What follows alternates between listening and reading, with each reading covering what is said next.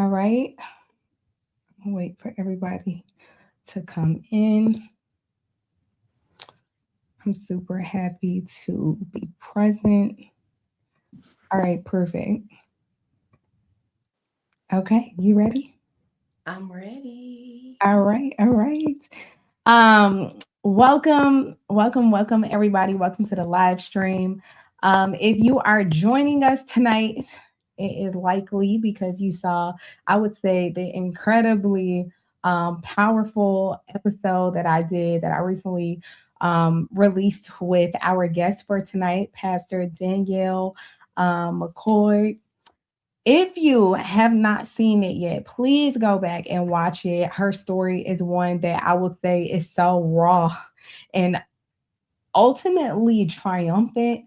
It's one of the most powerful journeys of survival and redemption that I honestly have ever seen. And I want to first say that in order to truly understand her journey, we are going to be pulling back that curtain on some really heavy realities tonight. We'll be discussing betrayal, childhood sexual abuse. These things really happen all around us. And I don't really feel like it serves us to act as though some of these realities don't exist. I promise you that there is somebody that will be listening to this live and may not know that their own child is being a victim of sexual abuse or molestation. So we will really talk about so many things tonight, Yeah. some really dark realities. However, I think that is always triumph on and hope on the other side of it. So if you know someone that has navigated any of these realities, I ask that you share this live so that they can listen in on the conversation. And if anyone would like to join the live at the end, there is definitely a space too. So make sure you guys access the link that is literally pinned in the comment section and I'll bring you guys up. But without further ado, I want to bring in the woman that I would say has turned unimaginable pain into a powerful, unconventional, triumphant, amazing ministry. Apostle Danielle, how are you? Hey, girl. I'm Hey, good. girl. I'm good. We've been I want making some noise in the streets, to honey, with that listen. Well, I just want to thank you so much for being live with us tonight. Mhm. Since we recorded our interview or since our interview aired, what has really been the response for you? Like, have you heard from people that really resonated with your story in unexpected ways?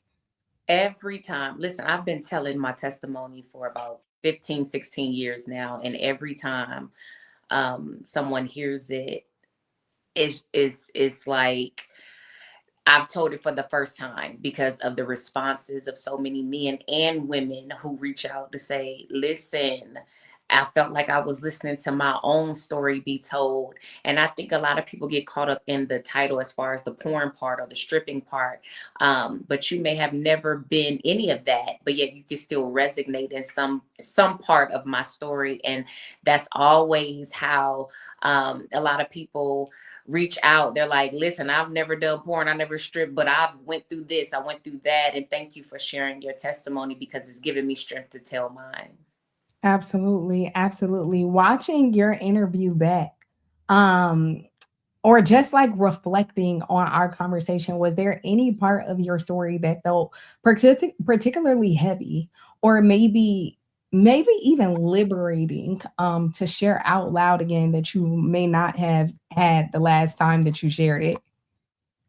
You made me take a look at something when we were talking about the babysitter son and how I was 8 at the time. He was like 13 or 14 when he started molesting me. He was like, what was he exposed to for him to even, know to do something or want to do something like that? And it just made me start looking at I, I feel like everybody who ended up being a villain was once a victim themselves. Yeah, I believe yeah, that everybody that ended up being a villain was once a victim. Something was done to them in order for them to start doing it to other people. And it gives you a different I wouldn't say it's no excuse. It doesn't No excuse excuse. anything, but it does give you a different outlook. Like, well, what did you go through to, you know what I'm saying? To To be 8 years old, to be 8 years old, to have the curiosity at 8 years old to be molesting other children or touching other children, he had to have gone through something or exposed to something. correct. Um, and obviously, like, it's no excuse. So I'm not, when I asked that question, I was not saying it to excuse it or invalidate Absolutely. anything that you were going through. But it did cross my mind, like, if you're 8 years old touching younger baby girls, because I'm thinking about 8, I wasn't thinking about sex at all. Well, I was 8. He was 13. He was 14. Oh, yeah, yeah, yeah, yeah, yeah, yeah. I'm sorry. Mhm. Yeah, yeah. Okay, got you. But yeah, but still, even at, well, I mean, Even 14 then, yeah. is 14. Yeah. I But some kids got are you. in high school at 14, Yeah, yeah, you yeah. know, and I think the exposure is definitely, oh, but again, not to disassociate or put to the side anything, but I do wonder what he was exposed to Correct. in general for him to like start approaching sets from that perspective. But okay, Danielle, I want to really dive, I would say I want to dive into some of the specific difficult chapters of your life before we start to bring people on. And I want to start with your childhood because you, I would say, experienced the ultimate betrayal Absolutely. by the person who was supposed to protect you, Absolutely. your father. And you said, I remember you saying in our interview that he was a great dad, but he was a horrible man. Yes. Betrayal by a parent, I would say, completely shatters a child's like foundational sense of safety. Absolutely. Um, After realizing your father's true nature, how did you even begin to like rebuild your ability to trust anyone? And even sometimes you start to question yourself. So even trusting yourself. Trusting people. I think after going through something like that, learning to trust is difficult within itself because when someone that close to you violates you like that, or as you say, betrays you like that, your trust, your love, it does make you look at other people and other relationships, whether it's friendships, whether it's relationships, whether it's, and even in church relationships, whatever, just encounters. It does, pull on a little bit of PTSD for sure, for sure. Navigating relationships after that, I know it's going to sound churchy, but you got to have God. You got to have Mhm. God, and you have to have some level of spiritual maturity to understand not to, I guess, punish everybody in your future for what someone has done to you in your past. Yeah, absolutely. Um, but I it's just I just can't imagine. I Yeah. really can't imagine really anybody's parent. Once you get to a state where your parent is trying to kill you, it's like, wait, is this even my security right now? Like, is this my safety? Like, who are you? That was the feeling that I had when I was looking up at him in that bathtub. I was just, it was an outer body experience, and I was just looking at him like, who are you? What is happening? Why is this happening? Again, I witnessed him be very abusive to women that he dated, but he had never, I mean, I got whoopings and spankings here and there, but Yeah, nothing crazy. And yeah, so to have gone to that level that night, it definitely was a, how could you, who are you, what are you doing, what's happening in this moment? It's very traumatizing, it's very traumatizing, and it shifted my relationship with men, period. mm, mm. Yeah, for sure. Mhm. You kind of spoke about, I remember in our interview, you kind of spoke about the difficult journey of really forgiving him. I know you just mentioned that you have to have God, but for somebody that's watching this right now that feels like they're trapped by the anger of being betrayed by somebody that they loved, because loving your parent is like a different level Mhm. right? So when your parent betrays you to the outside world, nobody else really matters. I kind of relate this to one of my good friends. She lost somebody that was super close to her, and she said, "I lost a family member, so I don't care about losing anybody else." To a Mm. certain extent, like it's nobody that can walk away from me that I really care about walking away from me. Because the moment I lost a family member, everybody else is disposable. Because Yeah. her family member was extremely close to her. Mhm. So I could just imagine, and not to like really correlate it, but it's like the moment that my father betrays me, like you said, it changed your narrative on or your relationship with men just in general. What was the actual daily work of forgiveness that you had to do, and what did that look like for you? I realize that forgiveness isn't so much for the other person, but it's for you. When you hold on to all that anger and that bitterness and that rage, it takes too much energy. It really takes too much energy, especially when you're having those emotions towards people who have moved on with their lives. They forgot about you, but you're still harboring all of those emotions. It takes a lot out of you. It takes a lot of energy to be angry, and I wanted to be free in every area of my life. I wanted to be healed in every area of my life, and I knew that my dad was a sore spot. When you talk about daddy issues, put my picture next to it, because I loved him, respected him. He was my hero. I was a daddy's girl, to now he tried to kill me. So, Mhm. navigating through all that, those feelings of anger and disappointment and hatred and all of the things that you go through, all those different emotions, it takes a lot. And when you go through therapy, you start to look at that, because I believe in God and therapy. And when you Mhm. go to therapy, or you have accountability partners that make you do the self work, and it's like, okay, you mad and you angry, and you have every right to be, but what is that doing for you? Right. So that was one thing. And then also from a spiritual level, I said all the things that I've done to my father, right? My Mhm. heavenly father. And I need him to forgive me daily sometimes, right? And he does. And I've done atrocious things. I've left. I've done all kind of sexual immorality. I've cussed. I've done everything you can think of, right? In my anger, you Mhm. curse God and all those. You do all those things in the heat of moments and in low seasons, and God will forgive and forgive and forgive. And we need that forgiveness from him. But then when it comes to other people, it's like, oh, but I can't, what I need from God, I can't give to somebody else. And it Right. just takes a lot of work. It takes a lot of spiritual maturity. It takes a lot of mental and emotional work for you to get to a place to realize that my me forgiving you ain't even about you. It's about me. Absolutely. Absolutely. Absolutely. So we also discussed um I would say the abuse and like grooming that you endured when you were younger. And I feel like grooming is so insidious because it happens in plain sight. And I feel like what earlier when I mentioned in the intro that there are some people that don't even know that their child is a victim of sexual abuse or Mhm. molestation. Um when abuse begins at such a young age, um what do you think, one, how do you think that parents can make it a safe place for their child to talk to them?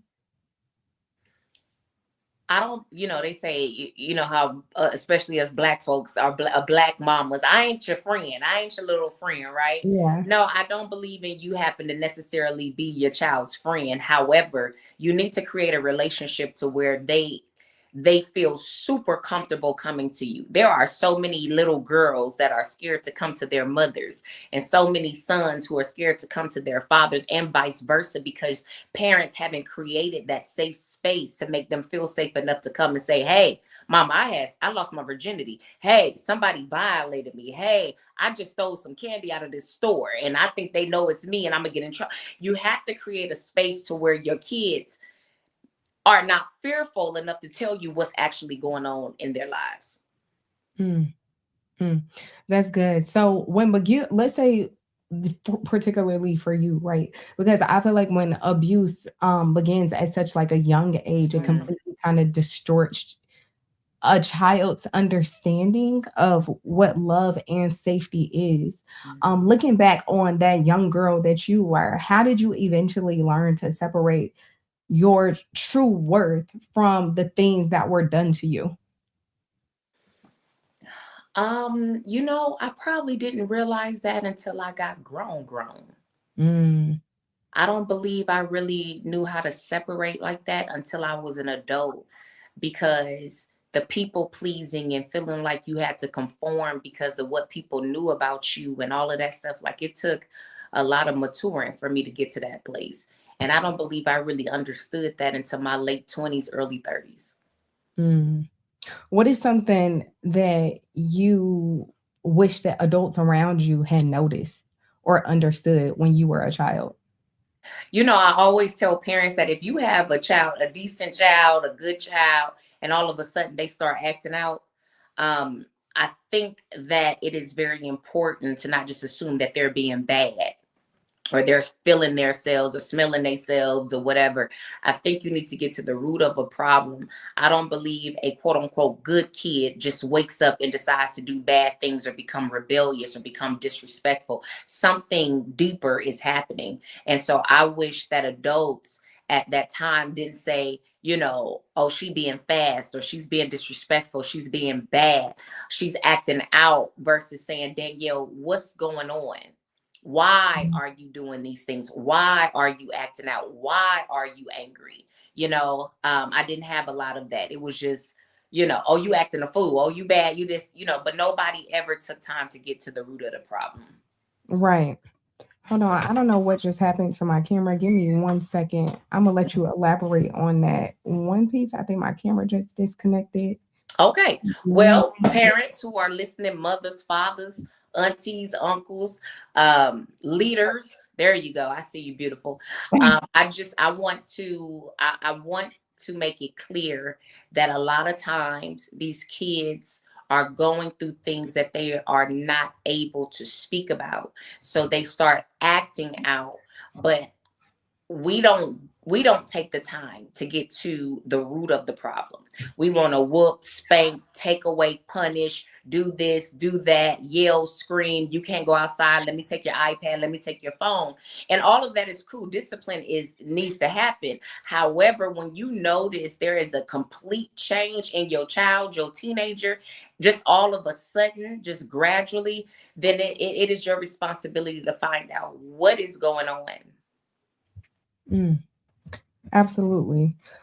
So after all of this happened, you said at 13, so that happened when you were 8, but at 13, you experienced something that most people can't even fathom, right? You gave birth prematurely, and then shortly after, you ended up losing your baby. And you mentioned, I remember in the interview, you mentioned that when your baby passed away, a piece of you died that day.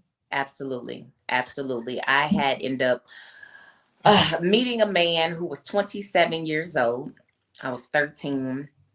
And in my 13-year-old mind, I thought he liked me, but this man was a pimp. And I had sex one time. For all the people who don't think that you can get pregnant one time, I had sex one time with this grown man and I was pregnant. In my 13-year-old mind, I thought that if I ignored it, it would go away. If I didn't take the prenatal pills, if I didn't acknowledge it, I wasn't showing, a lot at first, so I'm like, okay, whatever. Until one day, and I don't even know, I never talk about this. Every interview, it's like I always give a little bit more than I did on the last one. I've never ever said this, but I don't know what made me wake up that day and decide this is the day I want to keep my child. I had gone weeks. I didn't know how far along I was, but I started to feel the flutters and the kicks. So I knew I was pretty far along. Clothes wasn't fitting anymore. And I don't know what transpired for me to say, you know what? I'm just going to have to take it on the chin and tell my mother, tell my grandmother what's going on. But this is the day that I'm going to do it. And that day I decided that I was going to keep my baby. I go to the clinic to get on prenatal vitamins, get myself together, get checked, all of that. And that was the day that my water broke and I ended up giving birth to him at 23 weeks and he ended up passing away. And I think that I think that added to a lot of my trauma, because it was one thing if I just didn't want them. You know what I'm saying? Right. It would be one thing if the whole time I was like, well, I don't care. I'm gonna get rid of him. Or I Yeah. didn't know if it was a him or a her or what. I just Right. knew that, if I had no attachment to the baby, it probably would not have affected me. But that was the moment that I decided I wanted the baby. I wanted to have the child. I had psyched myself up to have the conversation with my mother and my grandmother. And that moment, it was ripped away from me. And, the trauma of it all, the emotions and the mental trauma, the physical trauma on my 13-year-old body 5 days before my 14th birthday, it just was a lot, Oh my God. I didn't know that. 5 days before my birthday, I had him. And Mm. it just, I think everything that I had suppressed and everything I tried to, sweep under the rug, that moment just broke it just popped the lid off of everything. Yeah, for sure. As it would anybody, regardless if you were 13 or not, it's still a human being growing inside of your body. Absolutely. Let me ask you this. Do you feel like there is any, this might be a silly question, but the correlation between you wanting to keep deciding the very day that you were going to keep the baby and you going into labor that exact day? How do you feel like, I mean, that is kind of like a silly question. I don't want to say like how did you feel like the irony in that is crazy is what I'm trying to say. Because how do you go from this is the day that I'm going to tell my parents to now I'm being rushed in the hospital because now I'm giving labor this is that day. Yeah. It I never really thought about it until, when I was like emotionally, mentally, I was crushed, because I had, once you make your mind up about something and once you're ready and you accept something. And I think what changed for me, because I said, I don't know why I decided that day was the day I was going to announce it. I believe when I felt the kicks, that's when the flutters and Mhm. the kicks, it became real to me. Well, Got it. all this time I was acting like it wasn't happening, but as a mother to a mother, your body starts, as the baby grows, your body starts going through stuff. And so I started feeling the flutters and the kicks, and I believe that's when it became real to me. And after so many days of feeling that particular day, I decided that I was going to keep the baby. And I was ready and I was excited. Well, I think I had decided I was going to keep him before that, but that was the day I was going to tell everybody what Yeah. was going on. And it went downhill and it crushed me. It absolutely crushed me. Mm. I mean, absolutely so, because losing a child is, I feel like, a grief that is unimaginable. It's Listen. an unimaginable magnitude that you can't even fathom. I can't fathom. Mhm. How did you eventually find a way to really carry that grief without letting it, or do you feel like it consumed you? Because I know you said a piece of you died that day, but how did you heal from that? Or do you not feel like you healed? So I had a hard time for years. I had a hard time for years, especially with it being 5 days before my birthday. Mhm. Birthdays for me were very dark and very just like, it was bad, right? My rainbow baby Mhm. that God blessed me with is 7 years old now, right? Mhm. When I had my son, girl, you getting all the exclusive. I have never said this ever. So I literally brought my son home, and I believe he was just a few days old. And I was looking at him, and I felt an overwhelming sense of grief for my first son. I Mm. cried so bad while holding my new baby because I felt like the other one didn't get this chance, right? And I almost felt guilty. You know what I mean? Like I felt Mm. guilty. I started grieving this baby. I thought I was healed. I thought I was over it. And I'm holding my son, the baby that I prayed for. God gave me my son in a healed state. I was married when I conceived my baby. We prayed for him, all of the things. And I was holding him feeling bad about the first baby. And I cried and snotted for hours. And I finally said, I called his name and said, I finally release you. I Mm. finally released you. Mind you, that was just 7 years ago. That boy would have been Mm. about 25 now, right? But Wow. 7 years ago, holding my new child, I said, I finally release you, because Mm. I had held on to it for years. Right. Right. I wish that we went live last Monday and there was a lady, I can't remember her name, but she had lost her baby. And I wish she was here to listen to this because I can tell that she was still grieving. And the Bishop Senegal is who I had on last Monday, and he said that which was really really nice. He said he was going to pay for some therapy for her, but she felt like she couldn't properly grieve her child because of her partner.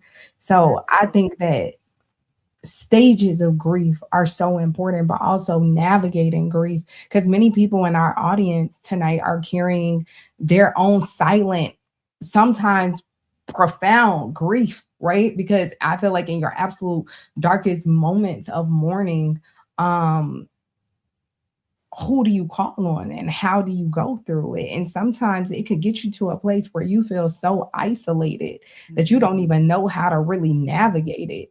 What Absolutely. do you feel like if your new child, or what you call your rainbow baby, do you feel like if you never had your rainbow baby that you would have been able to heal from that, or do you feel like it would have been something that you still would have carried? I believe that grief has stages and so does Mhm. healing. People think that once they go through healing on one thing, or you think you're healed, it's a process to everything. You know,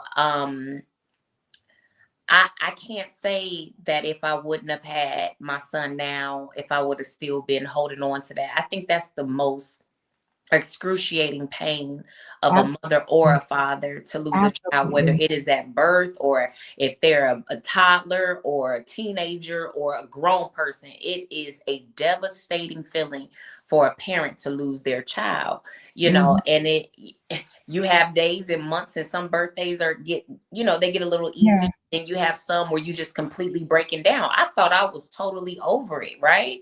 And then now I'm holding my new baby feeling guilty because my first baby is no longer here. Mhm. And it shocked me. I was like, Mhm. whoa, I didn't know I was carrying that. And when Mhm. I released it, release my tears, my crying, my screaming, all of that. And then I finally said, I release you. And I have been okay ever since that day. But grief, it has its moments and it has its stages. Isn't it amazing how sometimes we can hold stuff on that we don't even realize that we're holding, but Listen. it's just implemented in us, and it's something that sometimes we try to ignore. Hmm. Because I have things like that in my life. Well, obviously not to that magnitude. I never want to make any comparison, and I truly, truly am. My condolences for your first child, but like it's crazy. And some stuff I do feel like we hold on to just as human beings that we don't even realize that it's still a part of us and how it shows up over time. Hmm. Do you feel like when you eventually found yourself in the stripping and like sets industry, right? Do you feel like that helped you survive the pain of your reality? I think that it gave me a distorted feeling of strength. And I'll explain. It didn't help me escape my reality. However, it did. The drugs and the alcohol is what helped me escape reality. Also, let me just say, because I don't mean escape reality with the baby. I didn't mean to just breeze over that. Mhm. Mhm. But I just mean in regards to like the molestation and the abuse part of it. Do you feel Mhm. like you navigating into that helped you escape the previous reality of those situations? It gave me a false sense of strength. like, this is my get back. You know what I mean? It was my get back for being molested. It was my get back towards my dad because he never wanted me to do this. You know, it was my get back towards the man who raped me when I was 12, because I felt like now, you know, they think prostitution is just so one-sided. But no, you know, these men, a lot of times, they want the companionship and they fall in love with these women, and me having the upper hand and being able to, you know, be in control, I guess, and have this one up on them. Like, you gonna pay me for my time, and you probably gonna like me, and you probably gonna love me. And guess what? I don't like you, and I don't love you, and I'm just here to use you and take everything I can take. And it gave me a false sense of strength, because before, in my childhood, I was always helpless to a man. I was always the victim to a man. But now it was like I was the villain in a sense, because I was something else, Jess. I was something else, you know. And so I had this false sense of power and this false sense of strength. So you kind of talked about I would say the like the trafficking, right? And the sex industry. There is a huge, I would say, Hollywood misconception about how people end up in the sex industry or in trafficking situations, right? From your experience, how do you feel like predators actually weaponize a woman's vulnerabilities and their, I would say, need for survival? Because that's what I feel like it is. I feel like men can kind of prey on that. How do you feel as though predators really weaponize a person's vulnerability? The most common, outside of, you know, kidnapping somebody, but preying on the vulnerability, is giving them this false sense of love, this false sense of protection and provision. Even for me, it wasn't the men that got me, it was a woman that got me. And she was a woman who I thought was my friend. So it is this false sense of connection, and I got your back, and we're going to do this together, and I love you, and, you know, all of these things. And, you know, when you see a broken person, or somebody who just, even somebody that's not broken, but somebody that's a little gullible and a little trustworthy of who you are, they literally trust you. They trust your judgment. They trust you to guide them in the right direction. And sometimes we give too much power to people, and they can play on that. And so it's just this false sense of connection, this false sense of love and friendship and security. Right. Right.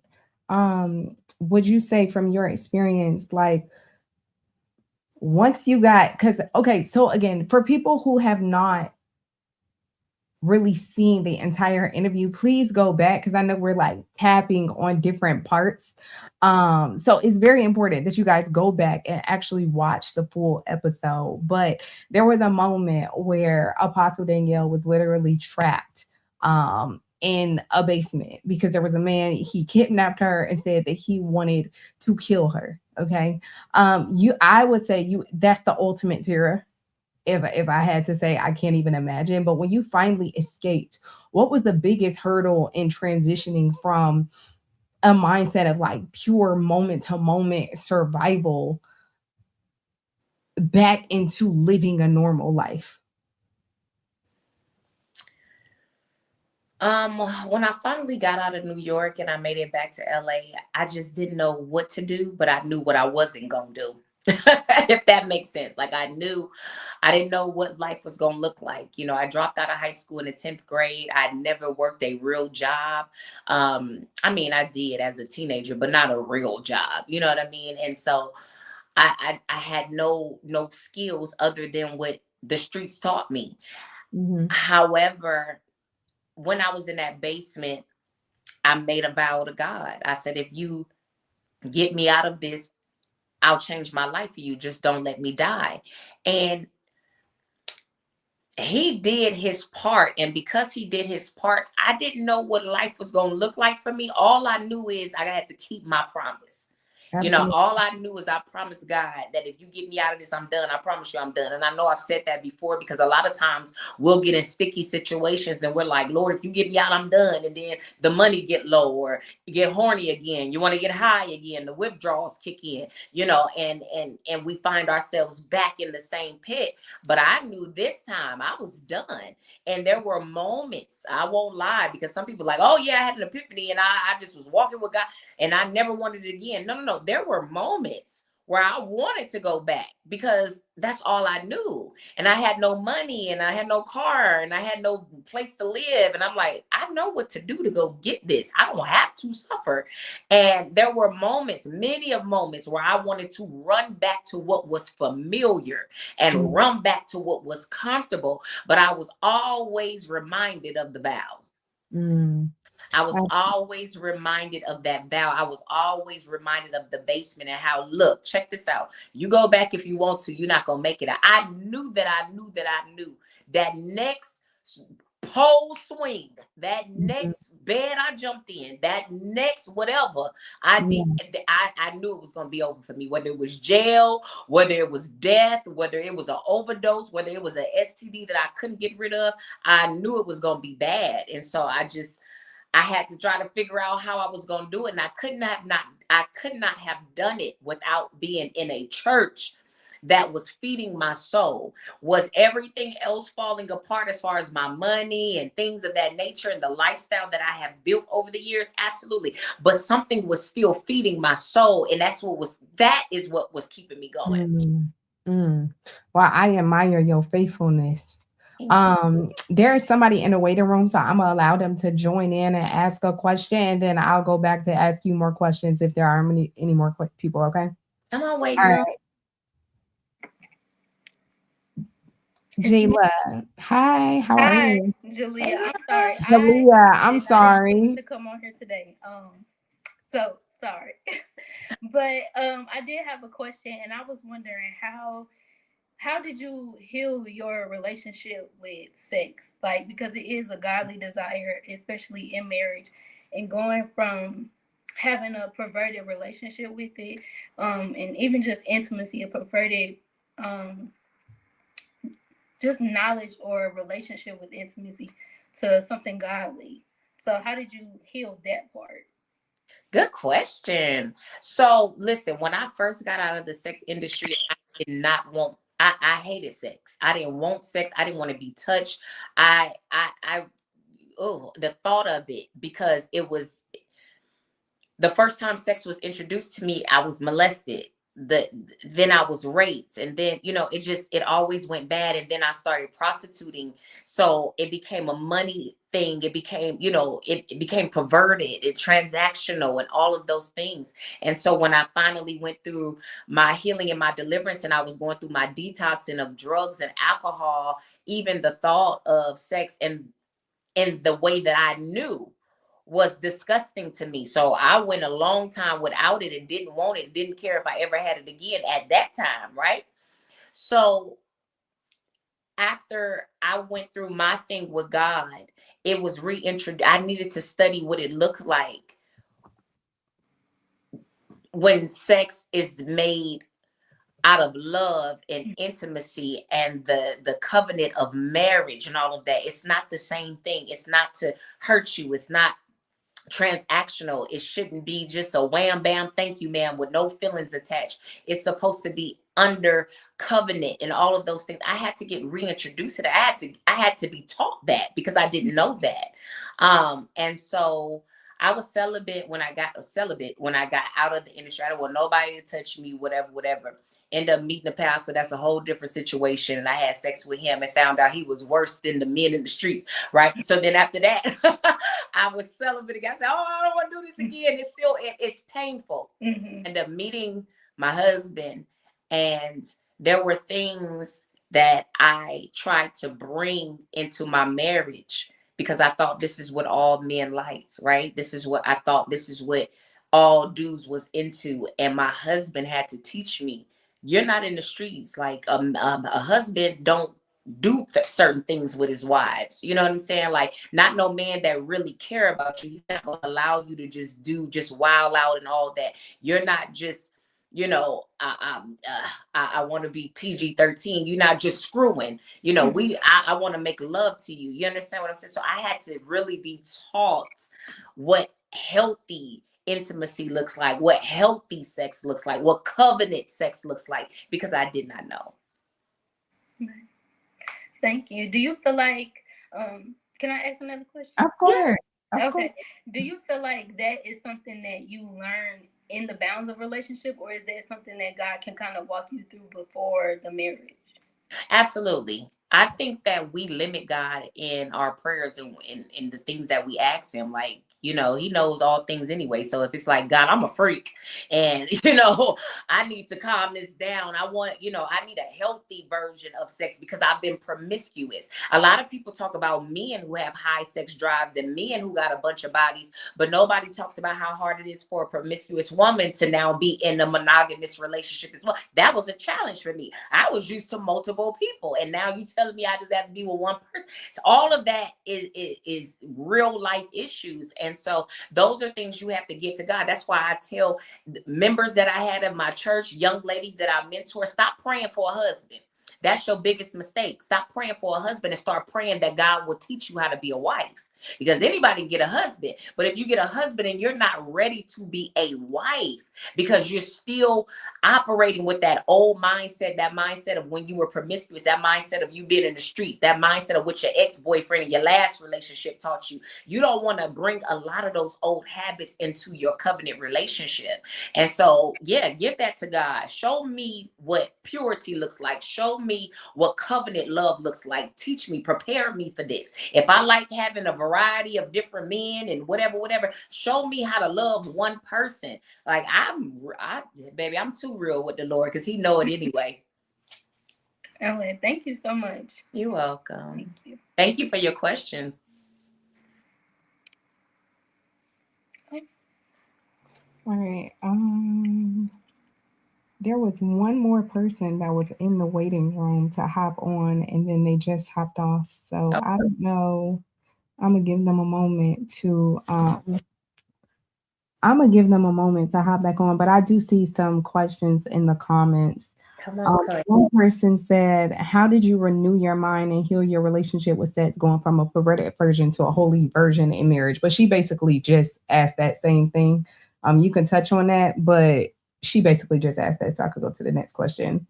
Yeah, just it was some work. It was work, and then when you get with a partner that ain't with all that, that's gonna say, "Hey, no, you're not bringing all that over here." You know, he humbled me in the beginning for sure because I assumed this is what everybody wanted, and then, like I said, praying as you mature. You stop asking for a husband and you start asking God to teach you how to be a wife, especially when you come from promiscuity, when you used to, you know, you want it this way and you want it that way and you expected it like this. And that may not be what your partner is coming with. You know, sex is important. And I believe people should have, married folks should be hunching a whole lot for sure. However, there is a difference. There is a difference from when you are operating out of perversion and promiscuity versus, you know, making love to your spouse.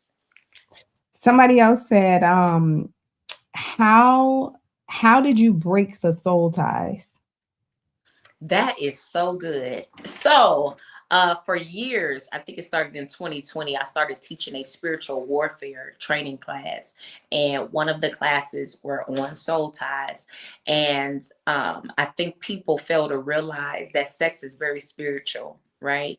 I obviously, as an escort, could not call out every person I was with.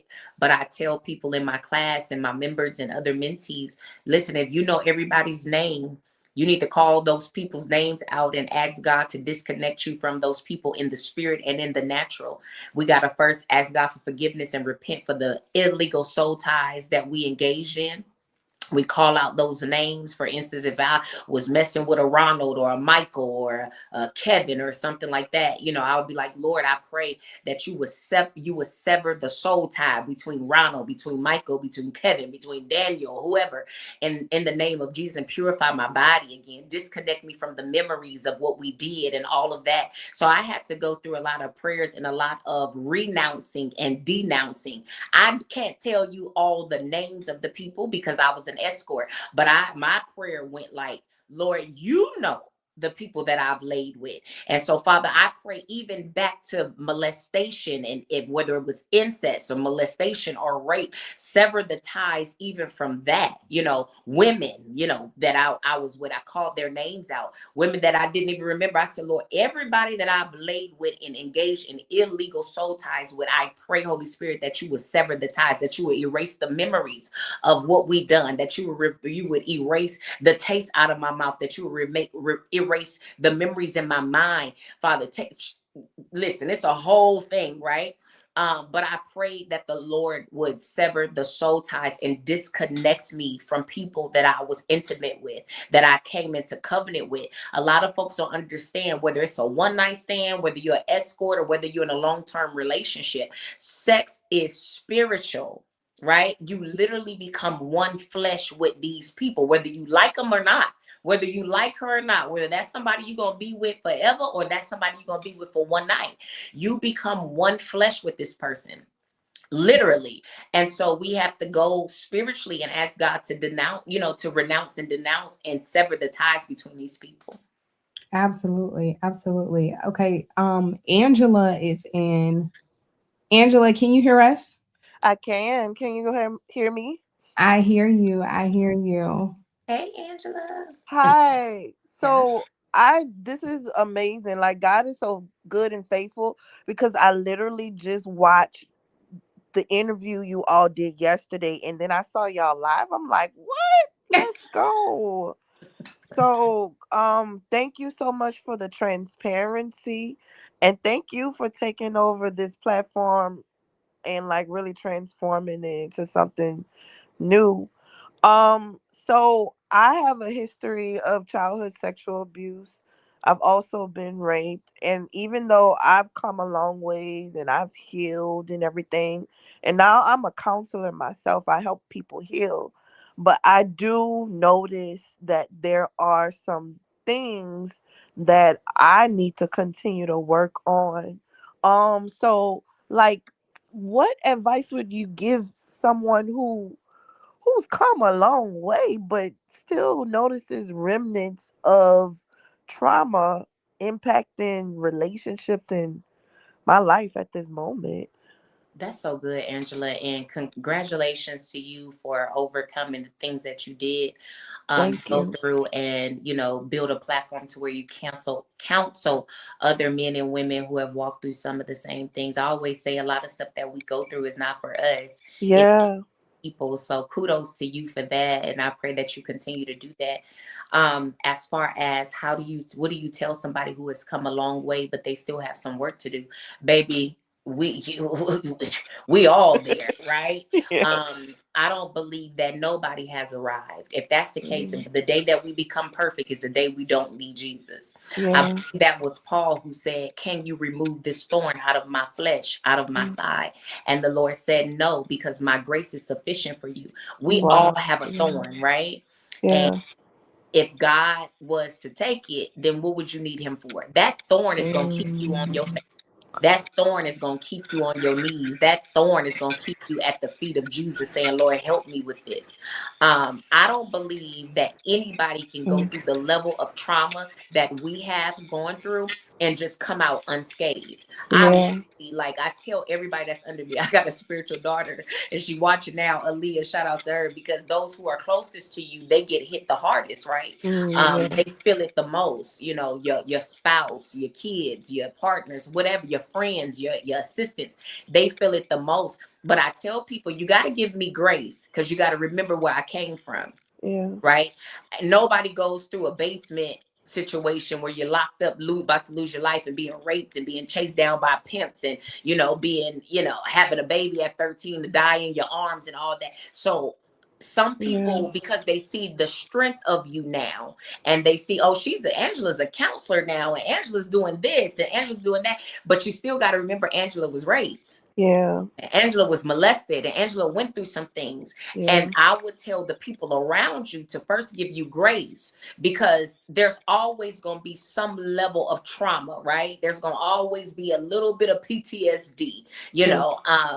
So that's one thing for the people that deal with you, and even the people that will deal with me. Give me a little grace, baby. I've been through some things, right? Yeah. But as far as you, like I said, there's no way you can go through that level of trauma and come out just unscathed, untouched, with nothing. There's going to always be something that's going to pull on you. I've been telling my testimony, literally April 8th will be 16 years. And guess Wow. what?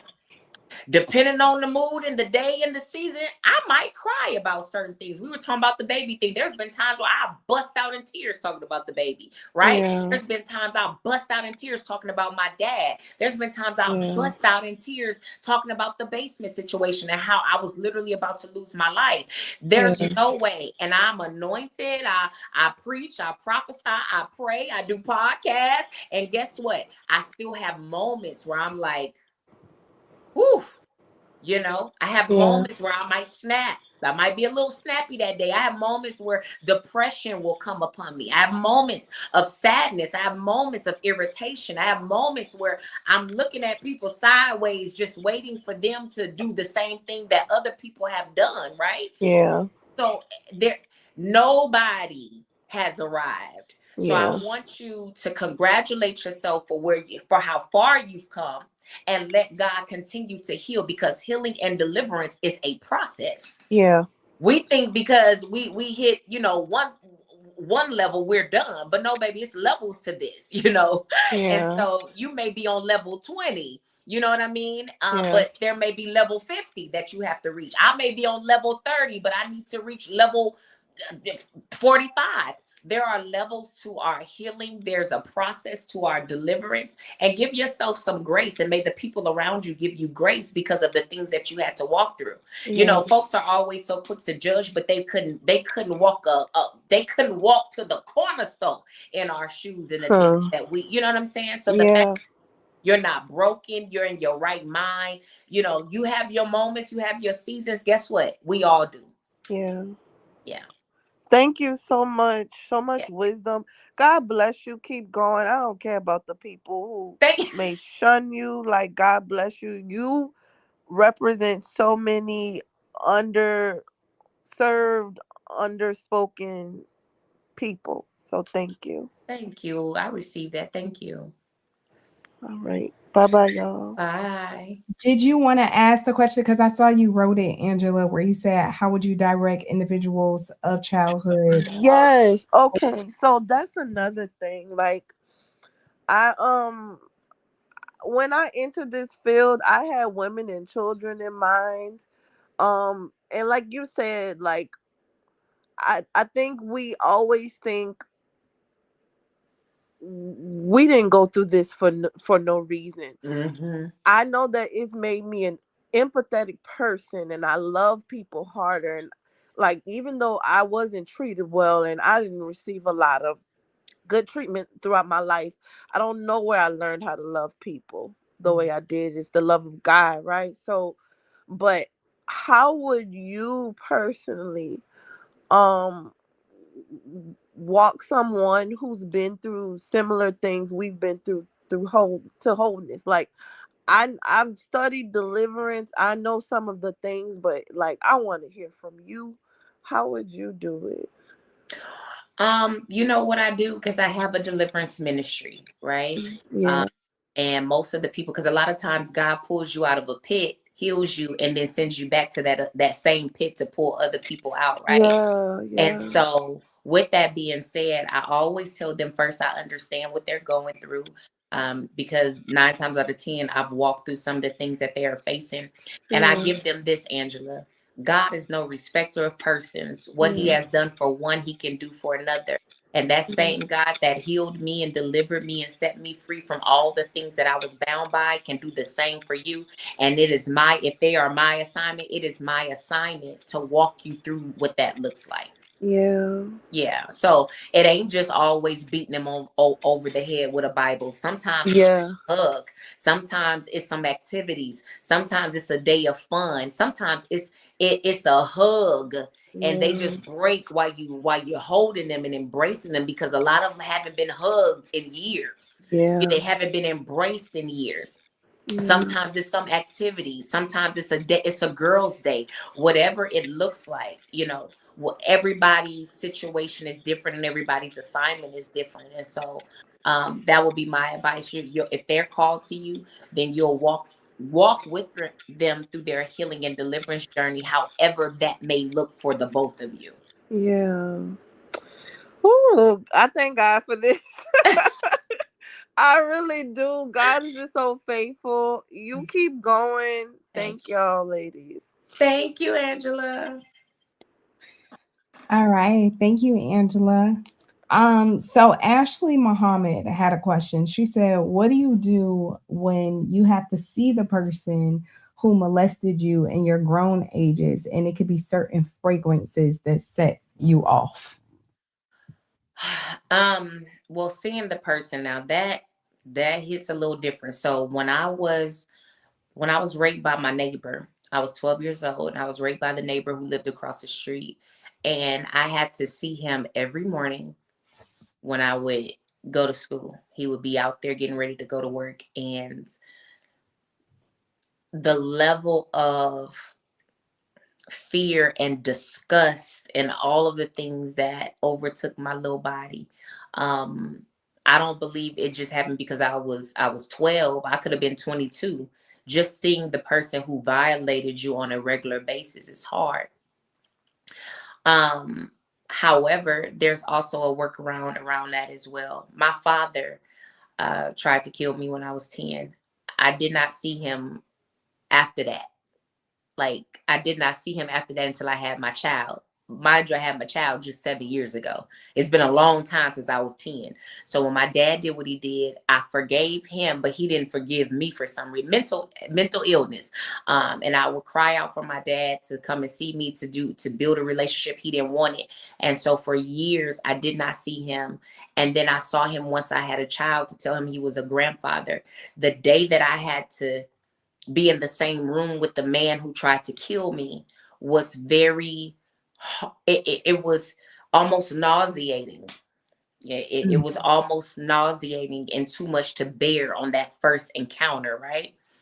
And I told God, I said, listen, because sometimes we think we've done the work. We do a few affirmations and we pray about Right. something, and we think this thing is done until it's in our face. And I thought, I forgive him, I'm healed, I'm delivered, I don't care, I'm free.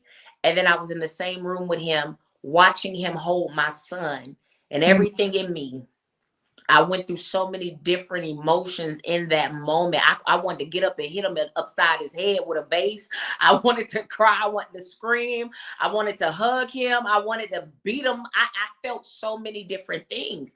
And after that encounter, I said, Lord, you got to help me with this. Because whether I see him on a regular basis or if I never see him again, I don't ever want him to have that much power over me. So whatever's in me, whatever daddy issues, whatever trauma I'm still facing, Father, I pray that you would cut it at the root, because a lot of times branches are getting cut off, but it's not getting cut at the root. And Mm. so when I started being really specific in my prayers and healing, like, I believe in therapy, I believe in self-help books, long as they ain't crazy and got you, talking to the moon or the trees or nothing like that. But I believe in self-help books, that are still, Christ-centered or God-centered. I believe in, therapy and different things like that. And so being able to see him and being in the same room, it took some time. It took prayer. It took me to gain control of my emotions. It took some breathing techniques, because I was sitting there trying to breathe and meditate and do all that, so I didn't get up and take my grandma's coffee table and smash it over his head. I felt so many different emotions, which is normal. I don't want nobody on here to feel like what you're feeling if you've been violated in any shape or form that you having a feeling of anger, or you having a feeling of anxiety, or you having a feeling of bitterness towards the person, I don't want you to think that that's abnormal. That is a normal response. However, we have to get to a place and do the work to where they don't have that type of power over us. Mm, absolutely. Absolutely. I think that that's so powerful. I think this live also is helping so many people because, as she said, there are people that are, I don't want to say silenced, but scared to speak up when you Absolutely. deal with things. And sometimes you don't know how to navigate. So you go into a moment of I would say extreme isolation. Mm-hmm. So I'm grateful that you decided to do this live with me. And I truly believe that your story is the definition of literally turning pain into purpose. Thank you. Thank you for having me. Thank you for giving me a platform to share this story. Absolutely. As we wrap up tonight, is there anything else that you would like to share with the audience? Sure. I have books. I have 3 books. From Porn to the Pulpit really dives into the story with the dad, the baby, the basement, the stripping, the prostitution, the choir member who introduced me to that. It is called From Porn to the Pulpit. I also have a second book called Barren, because even after that baby that died in my arms, I had 5 miscarriages in all, not thinking that I'll ever be able to have a baby, and God blessed me with my son. But it also not only talks about physical or natural infertility, but it also talks about spiritual infertility, when we're carrying visions and dreams and they seem to always get aborted, or we miscarry our ideas. So I wrote that book entitled Barren. And then lastly, I wrote Preaching in Pain, because nobody told me what was on the other side of my yes, Lord. Nobody told me that once I got into ministry, that things were going to was going to take a turn. Nobody really prepared me for what to do when you're anointed and afflicted, when Right. you're leading but still bleeding. So From Porn to the Pulpit is for the sinner, but Preaching in Pain is for the saint, right? Mm. And so I wrote those books. You can find me on social media. You put Danielle Williams McCord, I'll pop up. Minister Danny, I'll pop up. And I also want to leave somebody that's watching, leave this with somebody that's watching, that say, listen, I heard so much of myself in your story. I want to tell you that, listen, I believe that the worst case scenarios are the best case scenarios to God. I believe that um, the Lord can take our brokenness and use it for somebody else's breakthrough.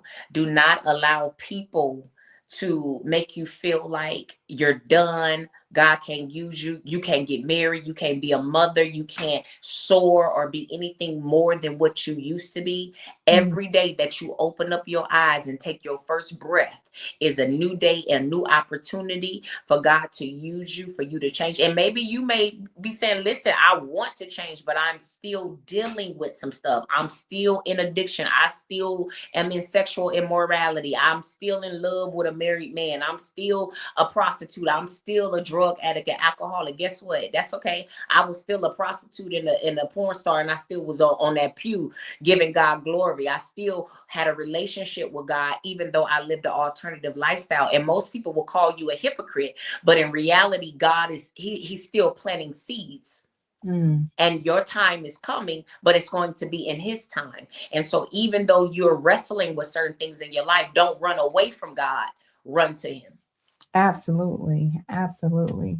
Well, Pastor Danielle, I just want to thank you so, so much for your vulnerability, for your courage, and literally for the incredible work that you do and are continuing to do, even in the world today. For everybody that's watching, if you guys want to support Danielle's ministry or learn more about the work that she's doing, we will definitely be sure to drop all of her links, including her books, in the caption section. So make sure you guys check it out once this video is posted.